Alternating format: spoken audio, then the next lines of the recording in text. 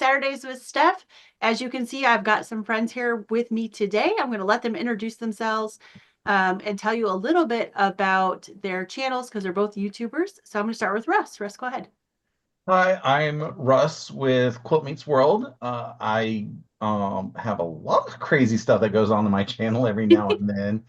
I do a weekly vlog on Wednesdays that lets you know the shenanigans I got up to the week. On Saturday mornings, I do my 11Z's live every morning, 11 a.m. Eastern, where I just work on some form of a quilt project and just chit chat with everybody. I have a Kona block of the month that is happening one Sunday a month with a few friends.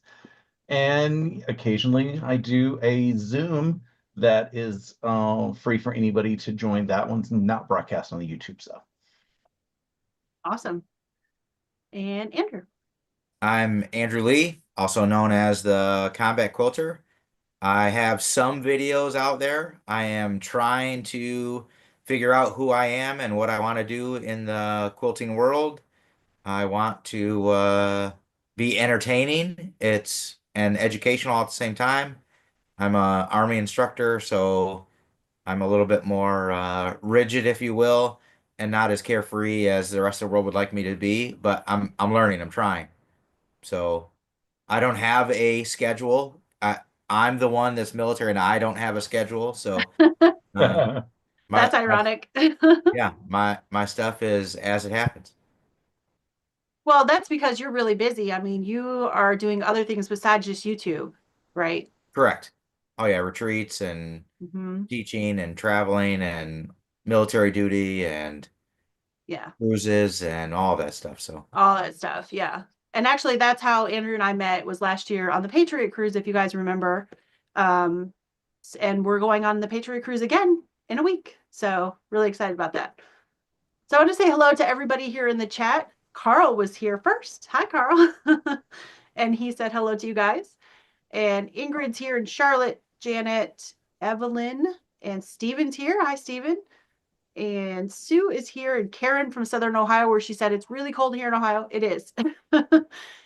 We were fooled for a few days and thought it was spring because it was like in the 50s. And then all of a sudden it is 20 something again with a Ooh. wind chill and it's like 12 degrees. So no, that thank wasn't you. very nice of Mother Nature.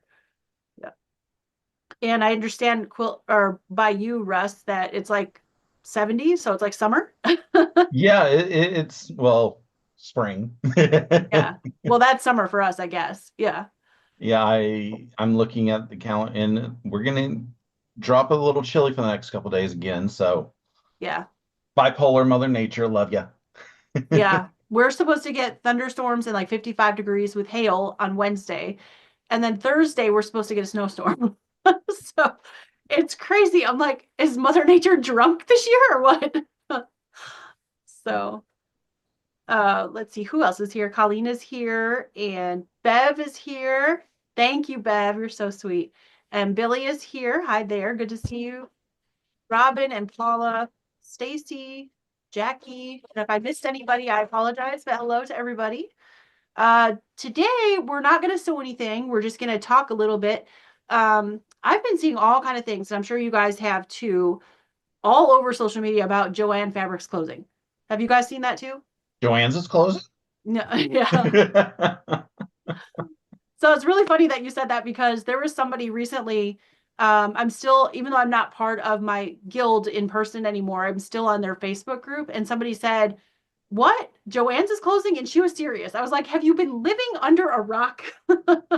Okay, so the funny thing about that is when they did their first announcement of the 500 of the 800 stores, the Joann's by me was not in that list. It was continuing to stay open until this week when they said everything is closing. Yeah, same for me. Yep. I was kind of irked. Oh, really? Yeah. Well, you can get some good deals if you need anything from there. And I did already stop by there one time and pick up some yarn. But what do you think about it closing, Andrew? I I'm that in that thing that good fabric isn't cheap and cheap fabric isn't good. So Yeah. yes, if you want to make table runners with Georgia and stuff all over it, by all means. Um, uh, where else are you going to buy Georgia fabric? I mean, Yeah. I mean, that is that thing. They have now novelty fabric, and yep. that's the They hard do. part about my local shops is they don't carry novelty fabrics hardly. And if I'm wanting something that is, certain sports teams or Georgia fabric for Georgia Yeah. table runners and stuff, Joann's was the place to go because and that I mean It's novelty fabric is what I got them used them for and batting. Right.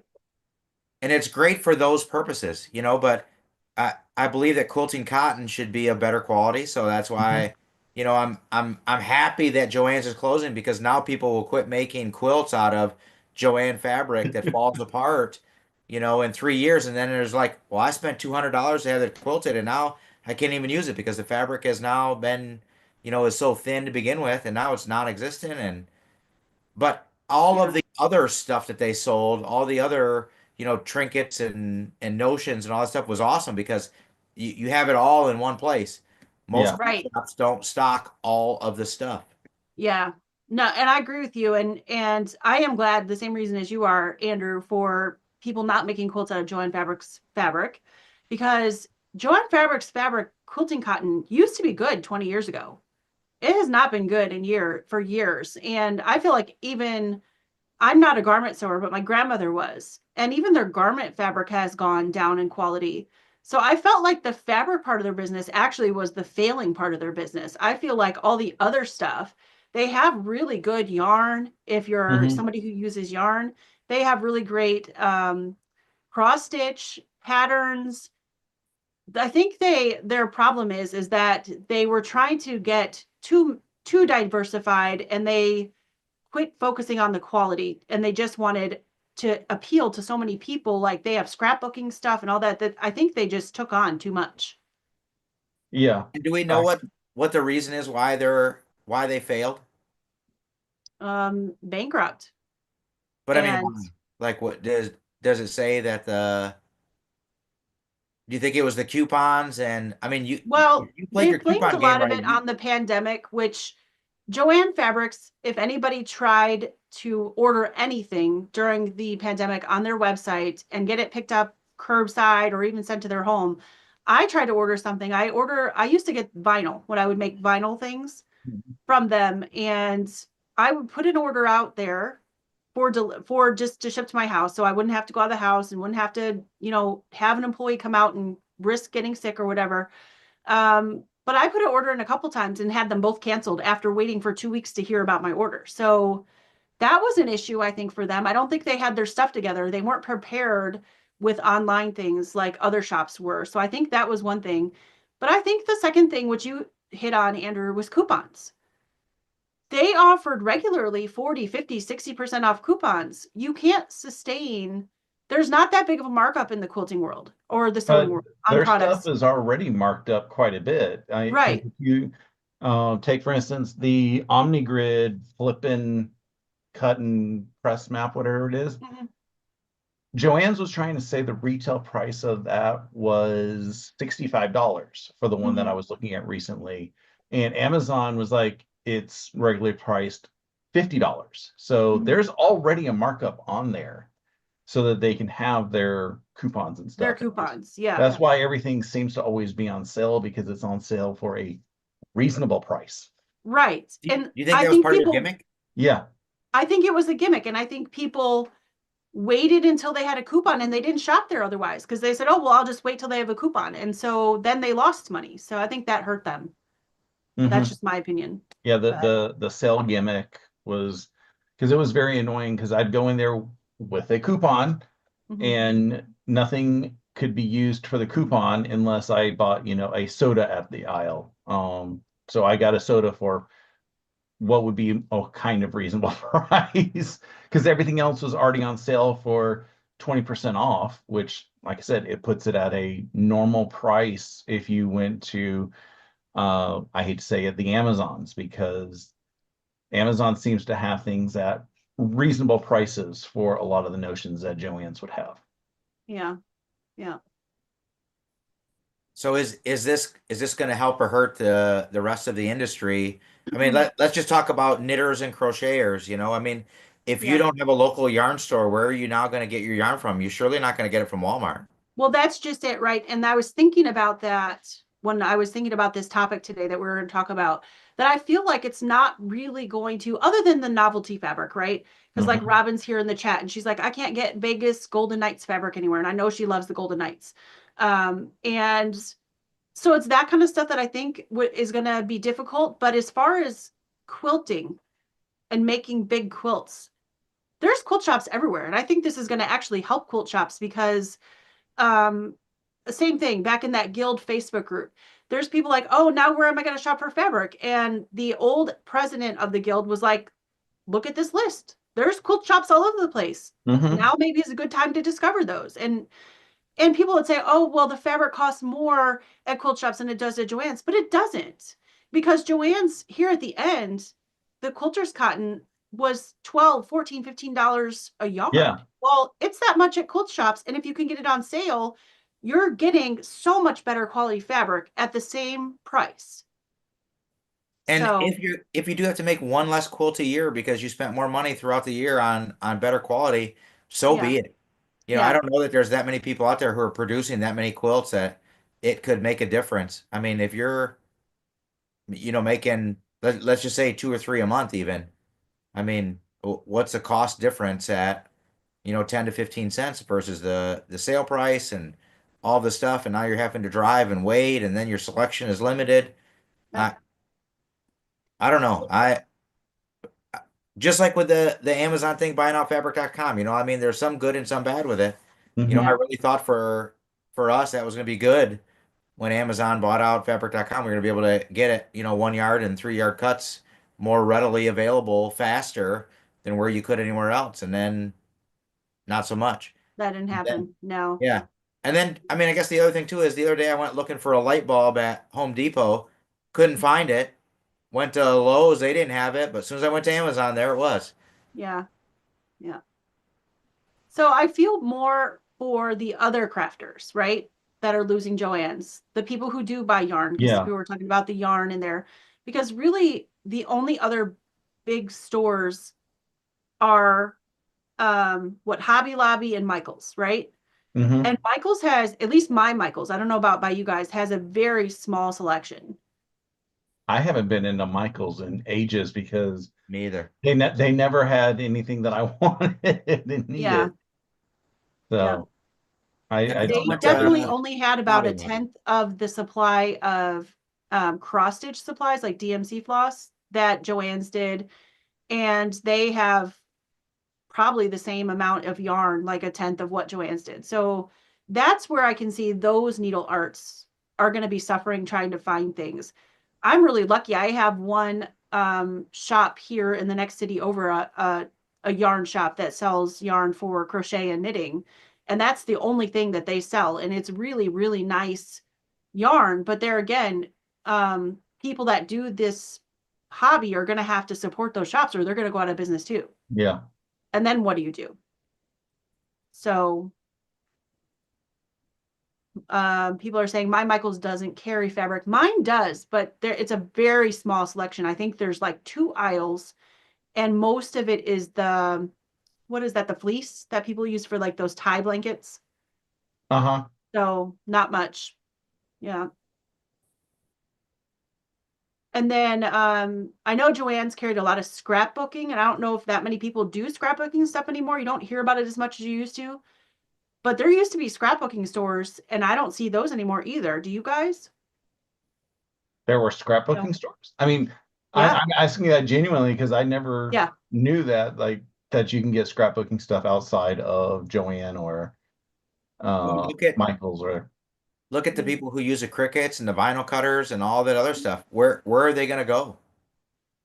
I yeah, don't that's know. my I feel sister's like already complaining. the only place they have left now is Michael's or Hobby Lobby. And I know that some people have feelings about Hobby Lobby, why they don't want to go there, and that's okay. They can have that feeling, but then where do they go? I don't know. Yeah. It feels like this could have an opening for some other company to come in to just do those kind of hobbies. Hmm.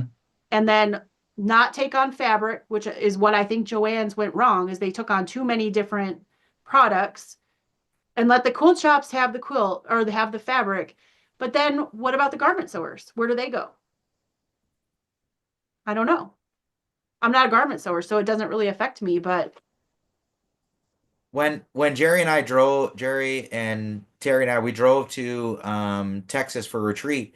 We stopped at a store, and that lady had, I want to say, like 30% of her store was garment stuff, because that's what her people want. But if you don't have a lot of garment stores in the area, I mean, I hate to say it's a dying craft as well, but it yeah. I mean, all of these, hobbies that people do, you got to have some way to fill your Hmm. supplies. So I Yeah. do believe this is an opportunity for somebody to jump in and be like, "Hey, we we can really capitalize on this." Yeah, absolutely.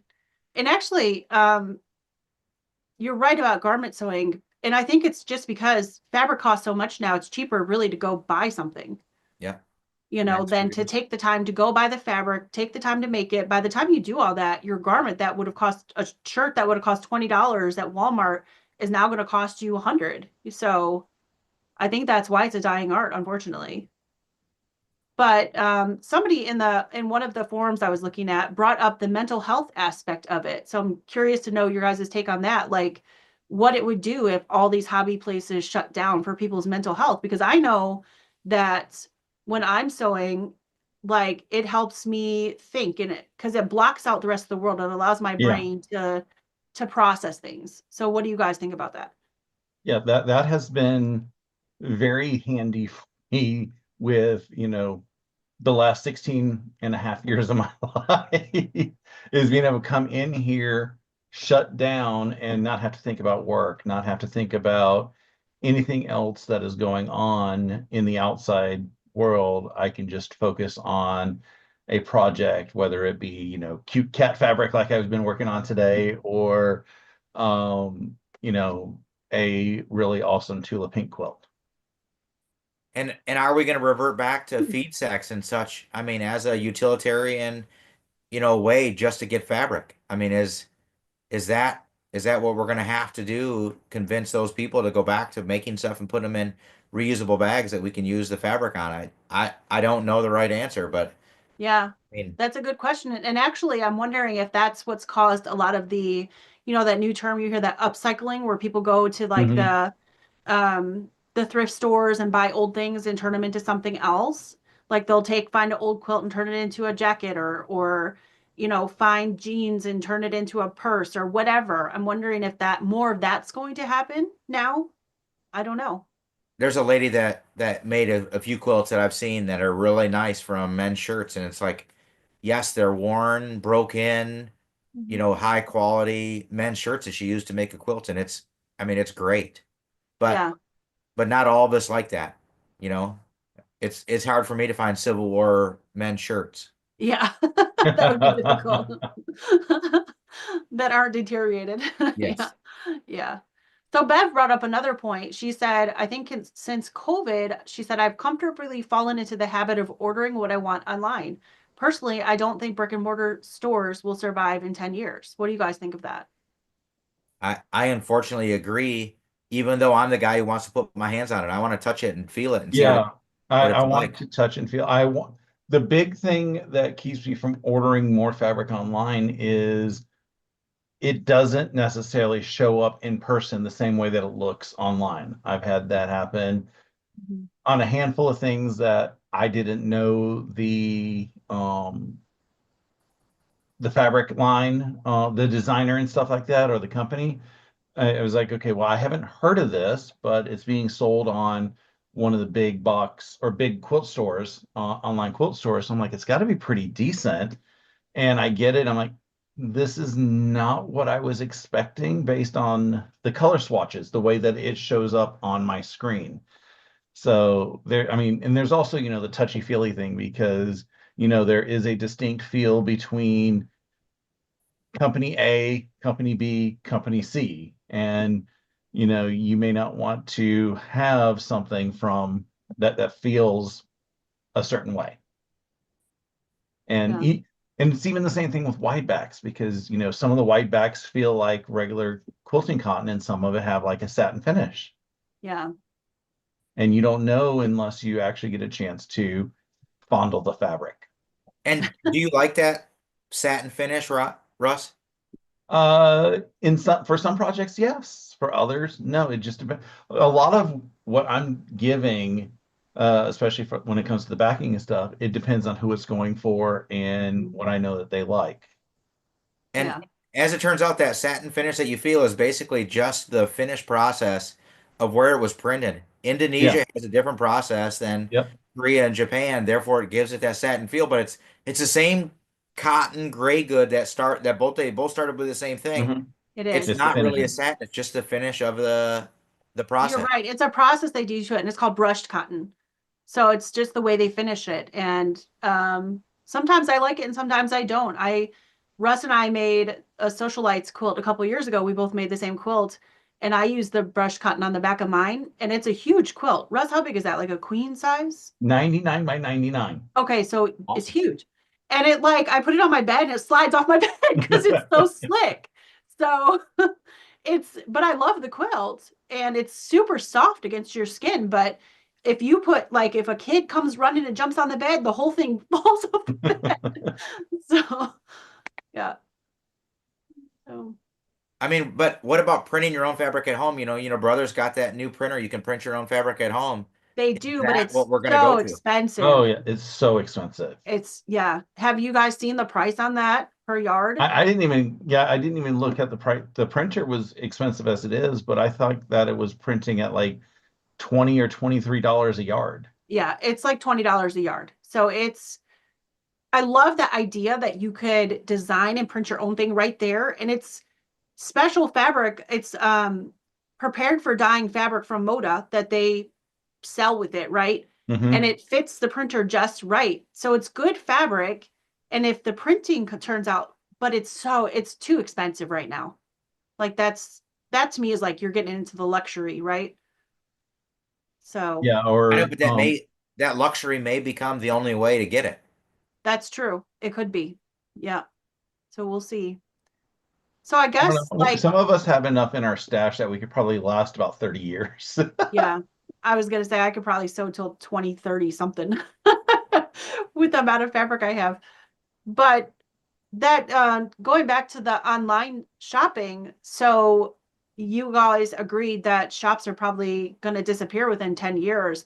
So I'm wondering how much power that gives to the fabric companies because we're gonna have to put a lot of trust in them that they are if we look like say we order and we go, oh, that's a Moda fabric or a Riley Blake fabric or an Art Gallery fabric, we're gonna have to put a lot of trust in them that the colors are what they're showing us and that the Yeah, fabric is good fabric. yeah, that's definitely true. On one hand, you build a brand for this and you start declining that quality that you're going to go down quick. It doesn't matter. Quilters are not fickle people. Like we are very insistent on our brands. Like we love our designers, Yeah, and that there's even been uproar when a designer does something that is outside their normal color palette. for sure. Yeah, yeah. Yeah, that'd be like if Kansas City Troubles all of a sudden did like pastels. Be like, Yeah, what? Yeah, that would be weird. So, and Val brought up a good point. She said some people that sew that don't have the money to buy fabric at 13 plus dollars a yard. I get that. Unfortunately, that's kind of the going rate right now. Sometimes in some shops, it's more. Art Gallery has a minimum of $16 a yard yeah. now. Um, and that's when you just have to look for sales and things. I mean, quilting is not a cheap hobby. I mean, we all know that. The only And hobby that's more expensive is woodworking. Yeah, I imagine. oh, they got some gorgeous stuff. Yeah, What I was gonna say, um, Joann's has caused a bunch of people trying to learn to quilt to fail. I took a class. It was a beginner class, however many years ago at this point, and somebody bought all of their fabric from Joann's, and it was shredding on them as they were yeah, trying to put everything together. Yeah. And she's like, but I don't want a quilt that's going to be shredded. And I was like, it's because you bought it at Joann's. Yeah. Showed her the stuff that I bought upstairs at that quilt shop and said, look, it's hard work to get this to shred like this, where yours is shredding just when it comes off. Now, quilt fabric will shred a little bit, like fray. That's what I need to use is fray. It does fray if you have to handle it a lot, but there's different qualities and how much fraying is going to do. Yeah. Yeah. And how frustrating is it to teach somebody new only to have their project fall apart? And then Yeah, is that person going to want to keep sewing? she didn't. And then we lose more sewers, then all the shops are going to go away eventually, Yeah. you know? So I'm with a couple people in the chat said it, and Andrew, I won't miss Joann's. So For fabric, I won't. For some of for the other fabric. stuff, I will. Yeah. Yeah. But maybe this is an opportunity for a company like E.E. Shank or Checker or any of those to open up a public place where people can go and buy stuff. Yeah. Or to carry things. Because right now, like I have an account with Checker. And for those of you who don't know Checker, E. Shankar, they're distributors that sell things to people like me, small shop owners, well, even big shops too. They have fabric and notions and all those things, but they sell knitting needles and crochet hooks and things like that, but they really don't sell yarn right now. What an opportunity for them to start Yeah. to sell yarn to shops, and the shops can go, oh, Joann's is closed. Now I'm going to carry yarn. What a great opportunity. It could be another income boost for small quilt shops. It could add another thing to bring in new people, because a lot of people do more than one hobby. Mm-hmm. A lot of people do more than just quilt or do more than just knit. I crochet and I quilt and I cross stitch. But most quilt shops are just quilt shops, and that's fine. But now that Joann's is closing and you're not going to have that has everything, I need somewhere to go now. So, Got yeah. to get your fix somewhere. Yeah. But it's funny, I did go to Joann's to pick up some yarn because I knew they were closing, and they've got everything, almost everything's 40% off, but they've got yarn at 25% off. I only bought 4 skeins. I was really good. But I get to the counter and the lady's like, "You're buying more yarn?" I'm like, the lady behind me had a whole cart full of yarn. Yeah, no judgment. Yeah, it was really funny.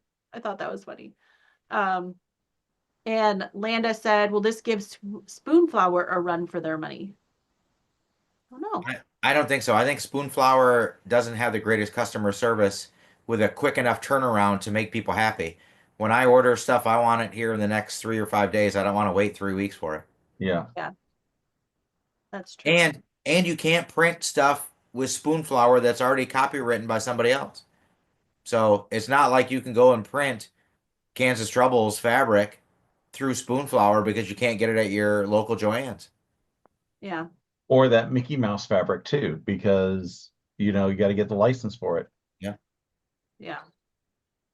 Carol said, as costs rise, I expect we will see demise of a number of fabric manufacturers. So it's interesting that you brought that point up, because Robert Kaufman, who makes Kona fabric, a lot of you use Kona salads. They actually did almost go out of business a couple months ago, but they struck a deal with Missouri Star Quilt Company, and Missouri Star and them have now partnered together to try to keep them open. So what do you guys think of that? Of a quilt shop owning a fabric manufacturer? I'm not a fan only because now every time I buy this fabric at a local quilt shop, it's supporting my competitor, Missouri Star. And it's like, why would I do that to myself? Yeah. As a shop owner, I wouldn't even stock that fabric because now I'm padding my competitor's pocket to give them an opportunity to stay open a little bit longer. Yes, I understand people may want it, but there's several replacements. I mean, Bella Solids or Yeah. uh, any one of the other companies that make solids. I mean, the Pineapple Fabrics, Paintbrush Studios, any one of those. Yeah. I mean, I understand why Missouri Star did it, because in their mind, they're like, we need this fabric company to stay. But at the same time, it's like, people who are stocking them, they're like, I don't want to be supporting my competing quilt shops in that. So Yeah. it's almost like you're trying to shoot yourself in the foot by trying to be nice. And that's the rough thing in a corporate world where, you're trying to properly partner, but when you partner in the wrong direction, you're going to get backlash. Yeah. I have a feeling that's going to be a rough decision for them. Um, just because of like what Andrew was saying, because I already know a couple of their competitors, the big shops that already said they're not going to order any more Robert Kaufman beyond what they've already ordered. Mm-hmm. Because like you were saying, Andrew, it is you're now supporting your competitor. You're not buying from the manufacturer anymore. If Missouri Star owns 51% of them, you're just lining their pockets and giving Right. them a leg up on you, and you're competing with them. So I'm not sure if that was the wisest decision. So, let's see. Carrie Johnson said, I think that the quilt shops that survive will be the ones that put their emphasis on classes and social in-store events. What do you guys think about that? My complaints about my local shops are their classes are only when I'm working. No. And I understand why they have to do it that way because a majority of their clientele is retired and stuff like that. But it would be nice if there was a decent handful of Saturday classes that I could take, Yeah. especially something that interests me where I say, I want to take this. I can't exactly always turn off a day in the middle of the week from work, but there was a class at one of my shops. It just happened to be a day that I happened to take off, and then it got canceled because I was the only one signed up for it. Oh. And then like they brought it back a couple times and I could not get the days off for it because of one reason or another. And I was like, if you offered it on a Saturday, I mean, I also know logistics of a Saturday because that's their busiest day usually of customers. So they want to have all hands on deck. So it's for them, it's like they're darned if they do, darned if they don't. Yeah. Hmm. And I don't know that, yes, classes are what brings people in, and the social networking portion of it, getting to meet other people. I I don't know. I just like selling machines. That's another way to bring people into the shop. But what's best, and where's that happy balance between, classes and social events and fabric, and I mean, they all got to figure out a way to survive. I mean, it is what it is. They Yeah. all got to find their own little niche, their own little market, their own, you know, own thing to make them, survivable. Yeah. And my local quilt shop, they do a Saturday sampler program where basically they're losing money on the program itself because of the way that they do it, but they're they're selling the classes during the sessions. They're selling new fabric lines. They probably, I mean, they obviously do make the money back with sales on classes and everything else in order to support the Saturday sampler um, deficit. So there's things like that that'll bring people in, but every quilt shop in the area will not do a Saturday sampler because they're like, she's got the corner market on it, and Yeah. if That's commendable for those other shops. if somebody, I talked to an owner of a shop that has now since closed, but she's like, if I created a Saturday sampler program, people won't come to this one because that shop has the monopoly and they do it so well. They basically have factory lined it and everything.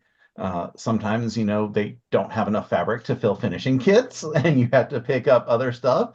I dealt with that this week, but it's fine. I'm flexible with my stuff, but other people, they're like, well, I saw it finished like this and I want it to look exactly like that quilt. I can't visualize it in any other way. And people need to learn how to visualize other ways. Yeah, but then can that in turn turn somebody off? Do you think? I mean, it could, but I'm just going to be honest. If you get 12 blocks or 12-inch blocks for a price of $15, how much are you really going to be turned away for that? Yeah. I mean, yeah, at that point you have 12 orphan blocks if you don't buy the finishing kit. Or, you have to work and use different fabrics in the line because everything is still based on a single line, and Right. they have enough fabrics in the line to do finishing kits. It's just the quilt showed a blue border with a purple sashing, and they don't have any, like they can't get any more of the blue, so they're trying to say, okay, can somebody else buy something else in the line? We got plenty of fabrics in the line. There's like 30 SKUs in the line. Sure. You just can't have this blue fabric. They have a yellow, they have an orange, they have a purple, and a green. You can pick any of those. We have plenty. Yeah. So yeah, I see how it gets frustrating. And quilt shops also, they sell kits, but if you have a kit, a finished product up there, and if one fabric gets replaced, customers complain because they're like, I expected to see, this shade of blue, but you gave me this shade of blue. Yeah. And I mean, I'm the exception most of the time. I'm like, okay, I can run with this. It'll still look good.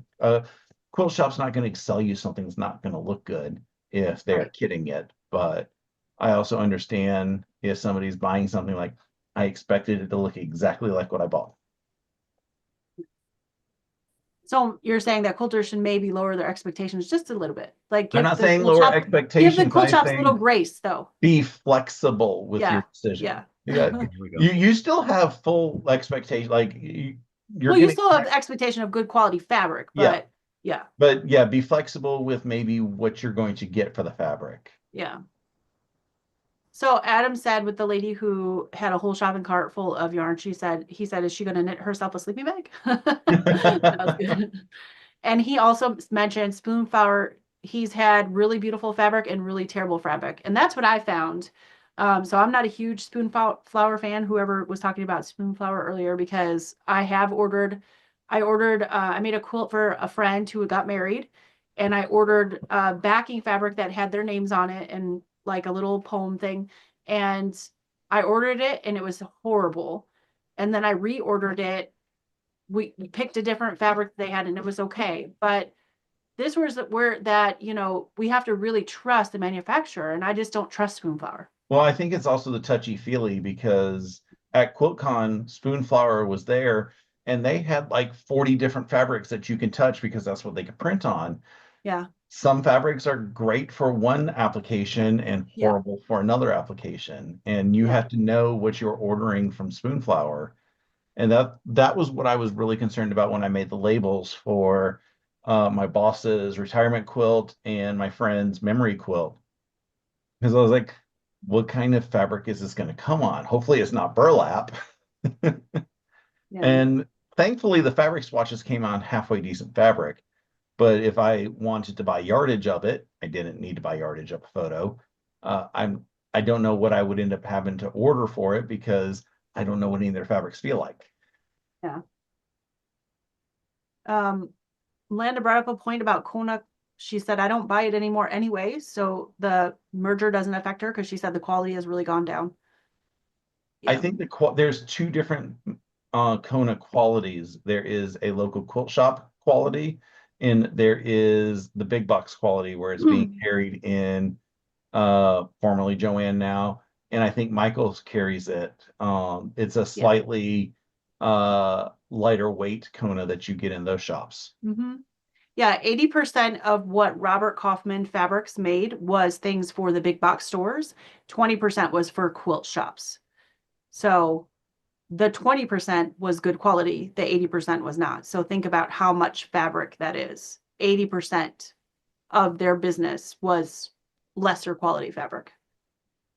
So, And if you buy Kona at a big box store and then you're not happy with it, and then you see it at your quilt shop, you're going to put that as, I don't want to buy this because I know it's paper thin, and yeah, or it's like Kleenex thin, and it's actually better at your local quilt shop.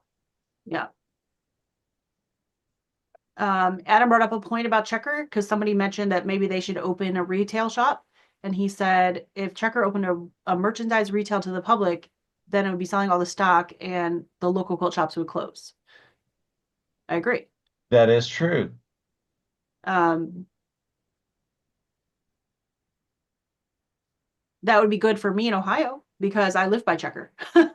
But for if they started doing that and people flocked there and they decided not to sell to local quilt shops anymore, then all your local quilt shops will close and there won't be any quilting fabric Yeah. except online, which a lot of people are saying they don't like to buy online. So, yeah. Let's see what else people are saying. I like Sue's comment that she only buys online when her local shop doesn't have what she wants. Okay. And that's what I normally do as well, because if you don't buy local, they're not going to be able to stay around. Yeah. But I can't expect them to carry everything. Yeah. Just trying to see what other comments are in the chat here.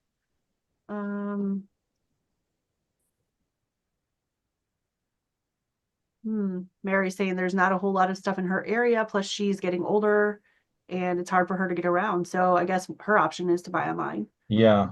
It's nice that we have that option, but again, you have to have a lot of trust in the quilt shop that's selling it to you and the fabric company. So, yeah. Oh no. Made by Misty said the last cotton she got from Spoonflower is worse than her hubby's starch shirts. Nasty. Oh, that's not good. See, so you never know. I mean, it's just there's other Yeah. companies that you don't know what the quality is going to be, what grade good they're using originally, and then they print on it. Next thing you know, you're getting something that's substandard at your house. Yeah. And that's why I said, absolutely. Spoonflower has like 40 different fabrics that they print on. If you don't know which fabric to choose, you're going to have a product that you're not happy with. Right. And then Spoonflower is going to blame the point at you by saying, well, you picked this fabric. And we're like, well, how was I supposed to know I should have picked fabric A versus fabric B? Yeah. And then So Candace, hi Candace, good to see you, said she tried Bella Solids because I talk about them all the time and she said she loves it. Great. I'm glad you love it. And Janet said, I work at a quilt shop and their classes are what bring in the most customers. Interesting. Mhm. but the problem is you need to be able to advertise those classes, which if you can't get people in to take your classes, you can't advertise your classes to people who are coming in. It's that circle, right, Russ? You got to Yeah. figure out where to start. Yeah, it's a circle of life. Yeah. And it rules us. No, sorry. Yeah. And Janet said class times are also dependent on teacher availability. Definitely. That is definitely true. Yeah. I understand that as well, and I know a lot of folks have stuff that they're doing on weekends as well. So Yeah.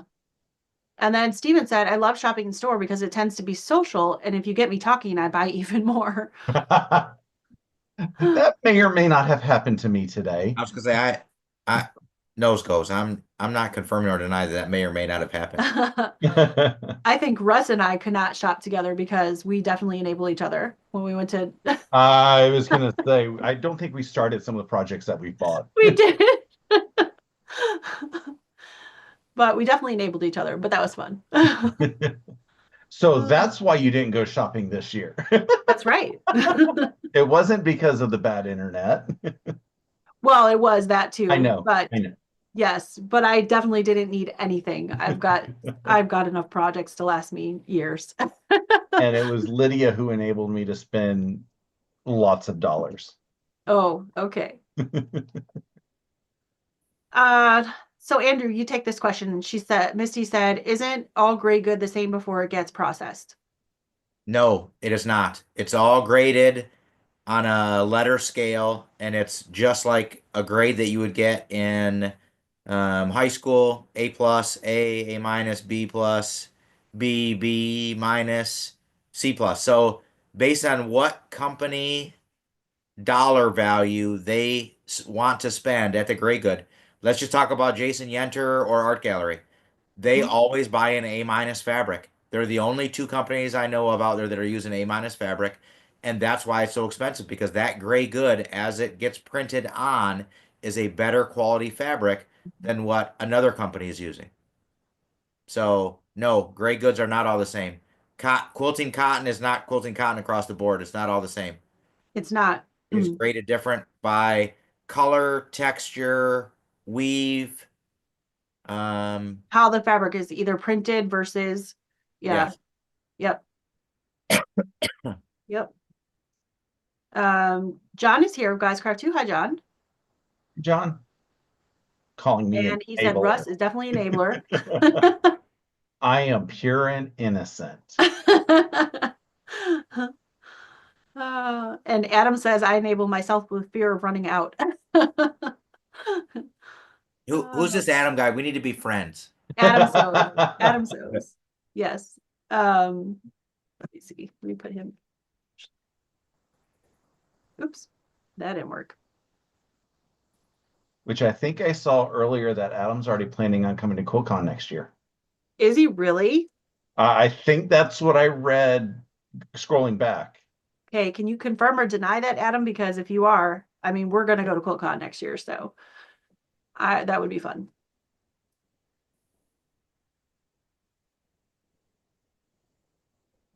So the other thing I heard recently, and this is right now unconfirmed, it is just thoughts that are out there in the quilting world, but that oh, he said flights and hotel booked. Yay! Yay! Awesome. We'll get to meet you. I know, Andrew, you don't know who Adam is, but he is a creator on YouTube that he loves Tulip Ink. That's his thing. He makes a lot of bags and shirts. Oh, wait. I know who he is. We're just not friends. Oh, okay. Anyway, he is from the UK. So, yeah, we'll get to meet him. That's awesome. But I forgot that. Oh, the thing that is out there right now is that there are thoughts that sewing machine companies are now going to start selling directly online. What do you guys think about that, if that's going to happen? I disagree with it only because I want to drive it before I buy it. I mean, there is definitely the drive before you buy, but there's also, what price are they going to sell it to you online? Because, when you buy through a dealer, I'm not talking about, the Walmart specials and stuff like that. But if you buy through a dealer, there's a little bit of price haggling that you get, but you're also getting that you can get personalized training for it. You can take classes. Some dealers will give you a % off of all fabric for the rest of your life, Yeah. which, if you're 90, then that's not a lot. But if you're in your 20s, that's a lot of fabric. Yeah, it sure is.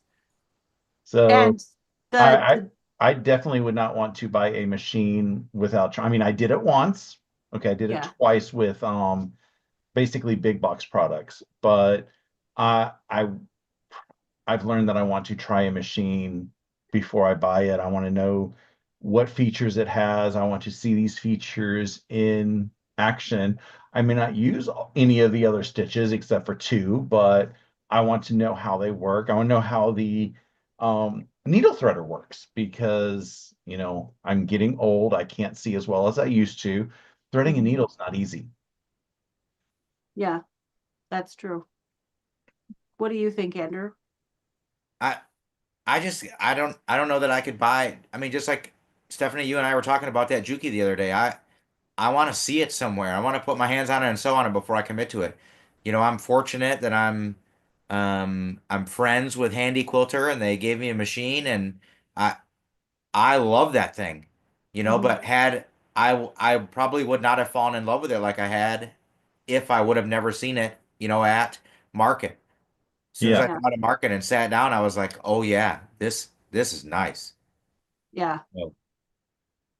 And the other thing about that too, and actually it's funny that you brought up Juki because they're the first ones talking about it.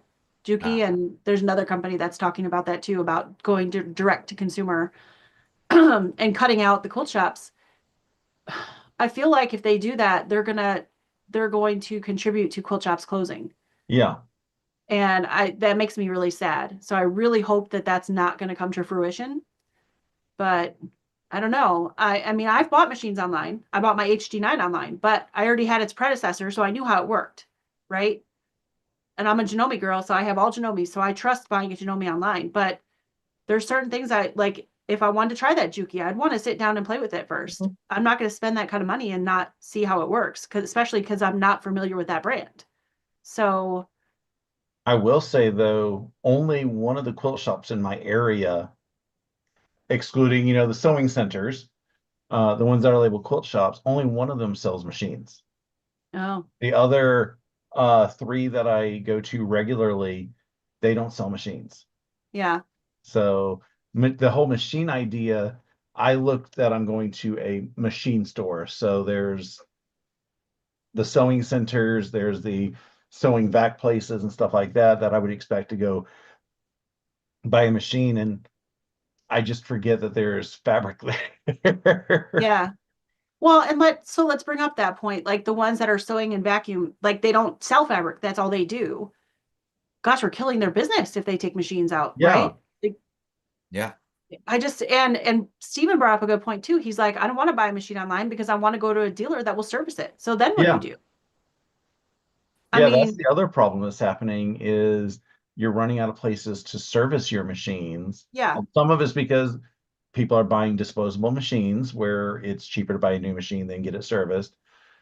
But on the other hand, if I buy this $3,000 machine, or it's now a $7,000 machine, I mhm, want to be able to, take it, get it serviced and properly cleaned out and have the timing adjusted so that everything's going to work right for another few years, as opposed to, it just goes clunk and I'm like, okay, what do I do?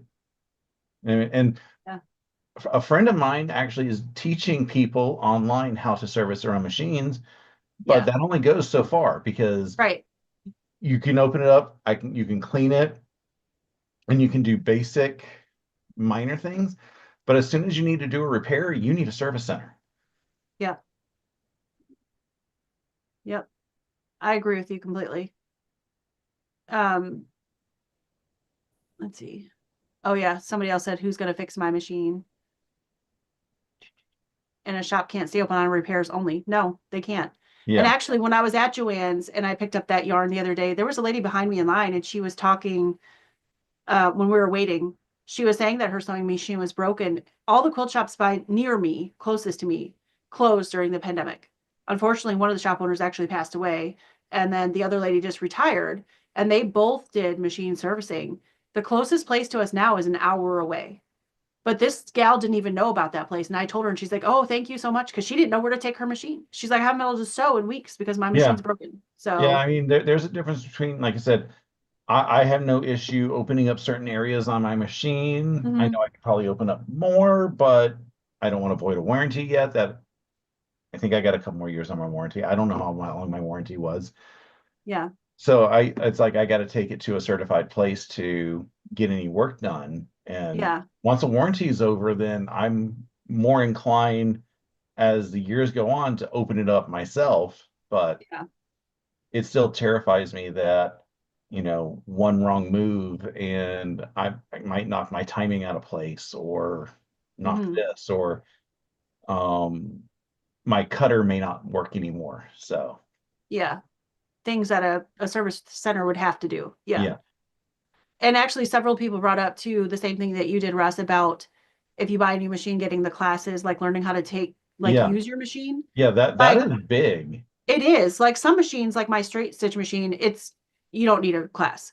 You sit down, you sew. But there's other machines like embroidery machines or some of the fancier machines that, unless you take a class, there's so many functions you don't even know where to Uh-huh. start.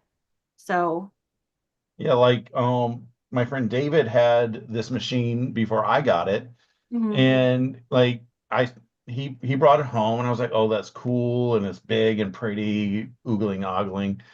And the next day I was just doing research on it and he comes home and I was like, "Did you know your machine has a laser light?" He goes, "No, it doesn't." I was like, "Yes, it does." And we argued until he finally pulled out the manual to figure out where it is and turned it on. He's like, "Oh my goodness, I have a laser light."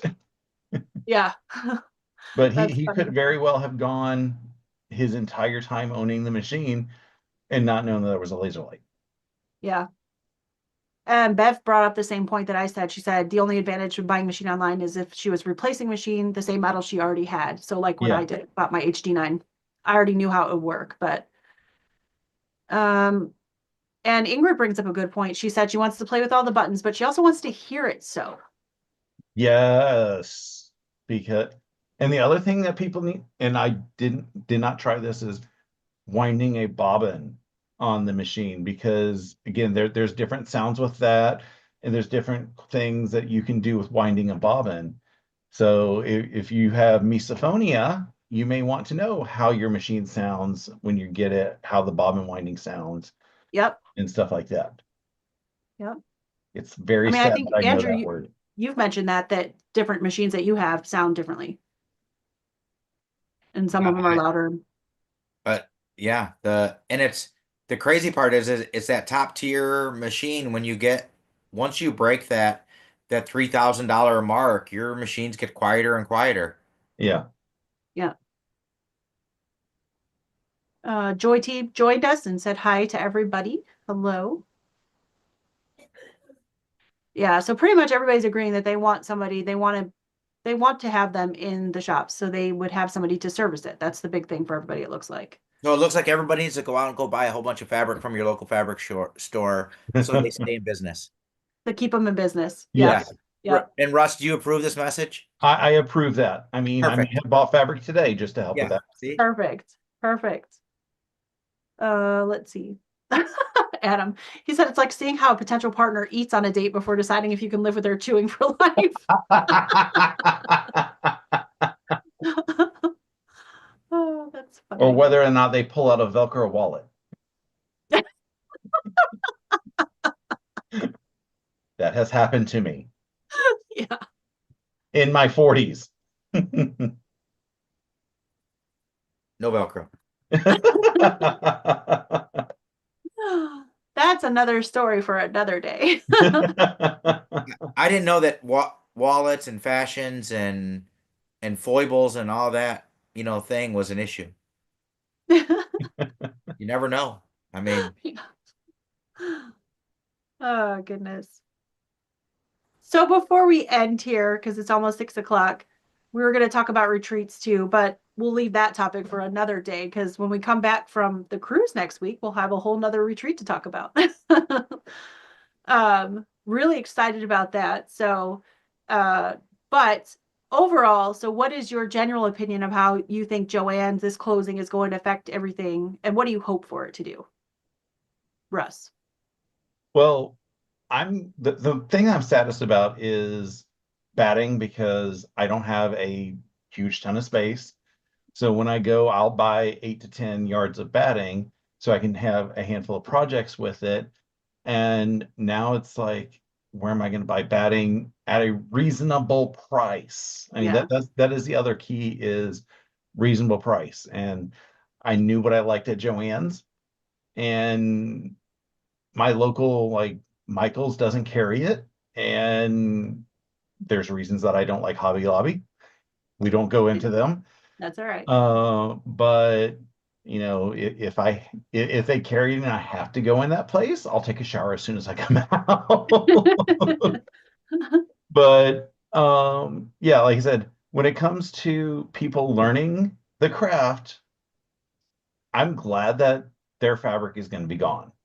When it comes to the clothing people, or the what is that other word? Cosplay people. Yeah.